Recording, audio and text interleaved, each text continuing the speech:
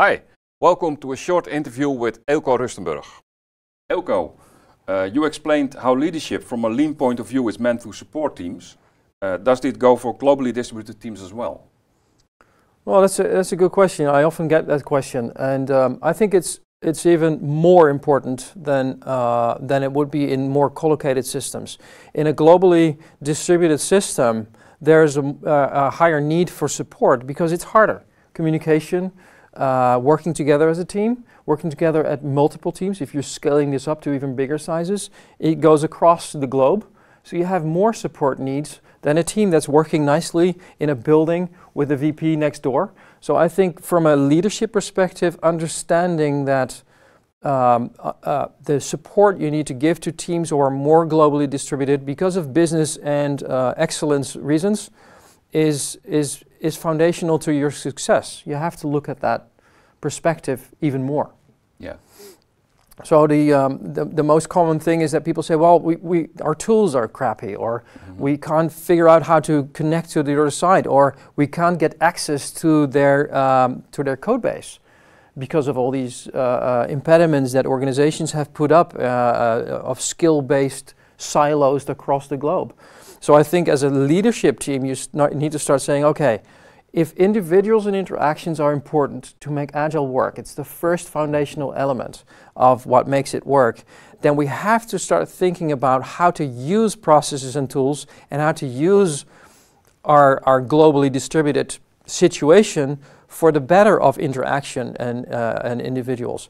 So I think open source, for example, is showing that this can very well be done. So open source leaders, they typically show the kind of leadership that you would expect or hope to see in globally distributed big organizations, enterprises. Okay. So that would be, for me, would be the one thing to actually look for in lean leadership. Support the teams in their challenge. Yeah.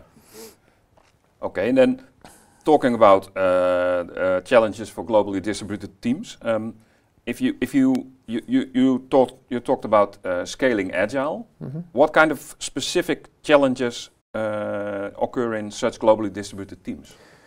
Well, it starts with the interaction. I think the idea of big room planning and bringing everybody together every 3 months and saying, okay, here's 2 days of you, the management, everybody together starts to plan out or put the tactics in place for the next 3 months. And that's physically together. That's physically together. That kind of compensates for the fact that you don't know people that well anymore. Because you have to work with people on a day-to-day basis and you haven't met them ever. And you're trying to understand even their needs. So you're in India, you're an Indian software developer, you're building something for a product manager or its customers who is in US or the Netherlands or France or all. If you don't meet people from these cultures, if you don't connect, this will be a hard time. I've seen that over and over again. So I think the challenges that you have to overcome are of this kind. This interaction model kind of makes it happen.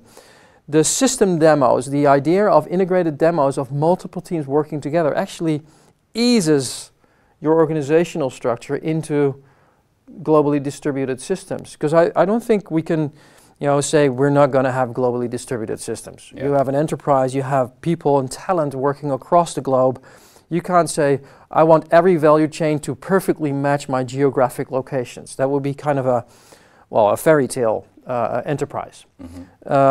So I believe that putting the responsibility for interaction in the teams, which is, I think, one of the core things, and then facilitating that by allowing people to fly over every 3 months and say, okay, let's meet up. Let's see each other and start to understand. I've noticed this myself. I had a team in India and a team in the Netherlands. It wasn't working well from a cultural aspect, from a working together aspect. Only when I took a number of developers and went to India and started to see the context in which they are trying to understand us, you're like, oh my God, now I understand. And you start building the bridge. You have to. So we said basically, let's stop thinking of an India team and a Netherlands team. Let's think of 2 teams who both have the problem of interaction across the ocean inside. Because that's where people start to resolve it, if it's their problem. If you as a manager say, I'll be the bridge and I'll make sure these teams work together, well, good luck with that. That's what I would really recommend. Get people together and get out of the way to make them solve their own problem. Okay. Thanks a lot. Okay, well done.